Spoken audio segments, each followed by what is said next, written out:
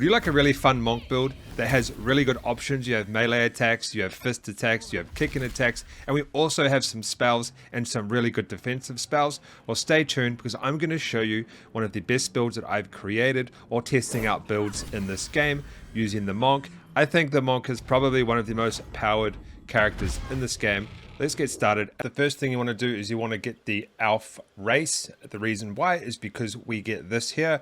We also get see up to 12 meters in the dark. You have proficiency in long swords, short bows, and long bows. And then we also have the you can move 9 meters per turn.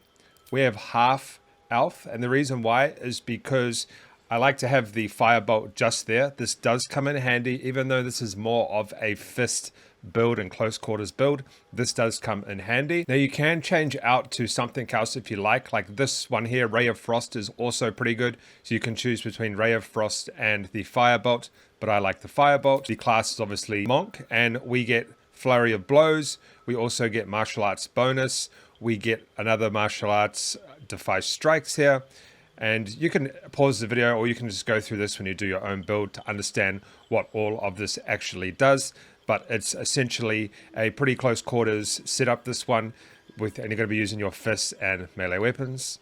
But you can see it right here. And then we get a thing called Ki or Kai, however you want to pronounce it. And Kai is a magic that flows through all live beings. So we actually use this for turns on our stuff. And you'll see in a second how that all works, but these are the class features. Now you can choose whatever background you like. Obviously you want to get ones with more plus. You can go with this one down here, criminal or outlander. These are the three that I would either pick, but for a safe bet, the bottom one, you get +5 to dex, and then you also get another +5 to dex as well.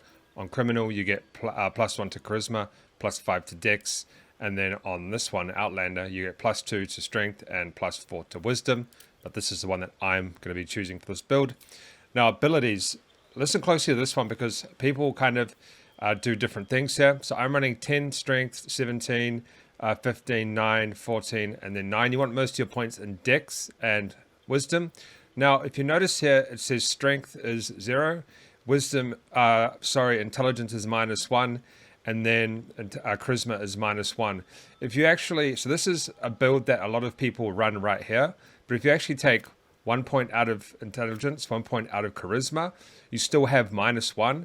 You still have -1. But if you put those 2 points into strength, you actually get a +1 to strength. And do 12 strength, 17 dex, 15 constitution, 8 intelligence, 14 wisdom, and 8 charisma. This is what's been working really well for me. So level 1, straight off the bat, you're going to have the flurry of blows, and you're also going to have the firebolt.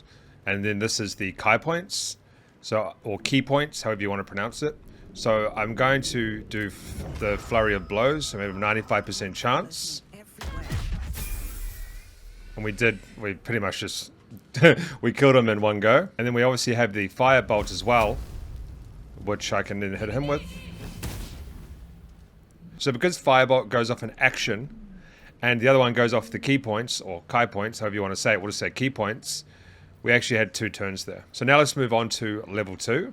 Alright, so for level 2, nothing much really changes in the way of choosing things, but we get Step of the Wind, retreat to safety by disengaging, jump no longer requires bonus action, double your movement speed, and then we also have this one here, which is attack rolls against you have a disadvantage, and you have an advantage on dexterity saving throws. This is really cool stuff. And then we obviously get some more movement here, and we get another key point. Level 3, we are going to choose a few things in here. So we do get the deflect missiles. This is good. We get this anyway. We don't choose it. However, this is what you want, is way of the open hand. So we get all of these now. We get flurry of blows topple. We get flurry of blows stagger. So punch twice in quick succession and stagger that target, making it unable to take reactions. And then we also get the push as well. So push twice in quick succession and possibly push the target 5 meters away. Really good one. So that is level 2 to level 3. On level 4, we get slow fall. And for feat, there is 2 that I would pick. Well, you can obviously only pick 1, but I would pick tough because you are up close to the enemies and you get 2 extra hit points for each level that you are. And because you're close to the enemies throughout most of this build, this works well.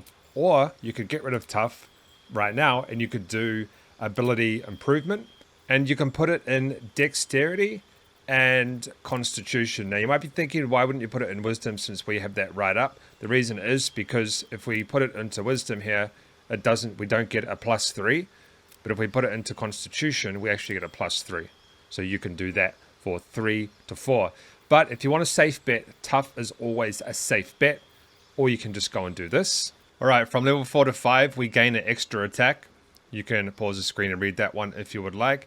And we get these actions. We get Stunning Strike, which is a melee. And then we also get Stunning Strike unarmed as well. Right, this is a big one. We get Key Empowered Strikes. Your unarmed attacks count as magical for the purpose of overcoming enemies. We also have this movement speed, and then we get another key point. We get some subclass features now. We get Manifest of Body. Your hands sap the key from the enemy's bodies. Your unarmed attacks deal an additional 3 to 6 damage. We have the Manifestation of Mind, and we also have Manifestation of Soul. And then we also have this action, which is really good. Regain half your key points and enter a temporary state of wholeness where you regain key points and have an extra bonus action. That's a real good one. Right, now what we're going to do here is we're going to use the Stunning Strike melee, 5 to 12 damage, and it could potentially stun the enemy. I'll show you what that does. I'll try and get a good view here, but a little bit hard. 100% hit rate. We did a 5 and we stunned him. And then we can also hit him again. We get 100%. So he's just been demolished. And then we actually also have another round that we can do. So we'll do a flurry of blows on this guy here. 85% chance. Oh, we had a miss there though. And we'll leave and we'll come back and give him another go. Right, now I did use this before, so I can't actually use this one here, but you can go try that. Let's do another one. We're going to do the flurry of blows, which is a stagger as well. Boom. We killed him. So that's some of the things that we can do with this potential build. We can also do retreat to safety by disengaging. We can also do double your movement speed, and we can also do the defense one here. I don't really use those too much, to be honest with you. I mainly just use these attack ones. But as you can see, even though I used this one here, I still have these as well that I can use. So you actually get quite a good amount of turns with this monk setup. All right, next level, level 7. As you can see, it's all starting to stack up on the side now. Massive stacks on this build. Your agility lets you dodge out of the way of certain spells. We then have this one here. If you are charmed or frightened, you automatically cast Stillness of Mind to remove the condition. All right, guys, so level 8, I've made a few changes here, so we need to pay attention to this one. We get a new key point. But with the feat, this time I'm choosing Magic Initiate Warlock. We are going to get 2 cantrips and 1 spell. And there is a reason why. Because we are always so close to the enemy and things like that, especially with a lot of the bigger enemies in the game. I have played this game playthrough, and there's quite a few big enemies you can come up against. There is 2 that I really like. One is the Blade Ward. Take only half the damage from bludgeoning, piercing, and slashing attacks for 2 turns. This one is really good. It's a defensive one. And then also, this one is a defensive one that works well. It says Armor of Agathis. So this gives you, so you gain 5 temporary hit points and deal 5 cold damage to any creature that hits you with a melee attack.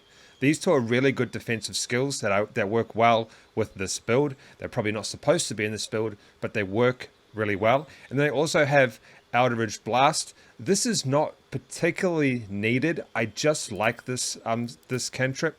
You could pick something else from here.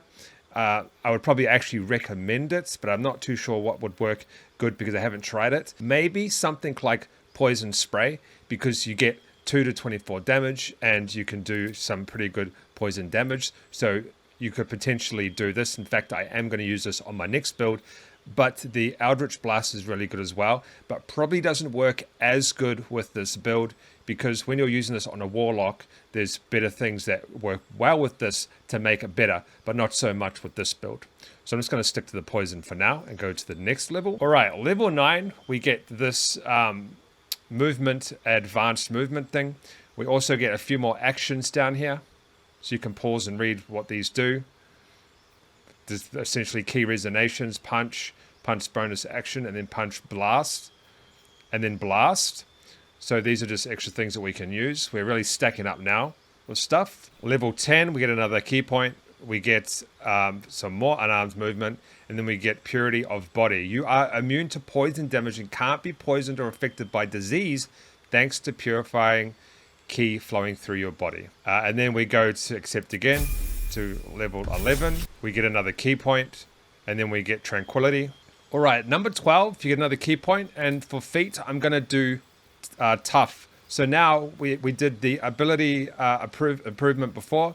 We then did the warlock magic that we added, and then we did tough. Okay, so that is all the way up to level 12. Now let's check out some of the stuff that this can do. All right, so now we're at level 12, and we have the firebolt that we can constantly use, which is really good.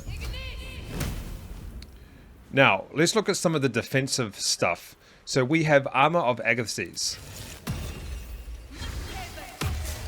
As you can see down here in the bottom left, it's given me +5 hit points. And then it's also given me what happens is when an enemy hits me with a melee weapon, they lose health. We also have the Blade Ward. Now, you probably don't need this at this point of time, but it actually shows it on 2 turns here. And then we have this one as well, which is really good. Regain half your key points and enter a temporary state of wholeness. Now, the good thing about this is you have a lot of key points anyway for these. But essentially, you're not really going to run out of key points, because when you do start, you can use this and you regain half of your points anyway. So what I'll do is I'll just do some stuff here. Get it down. Let's do some like kicks and stuff.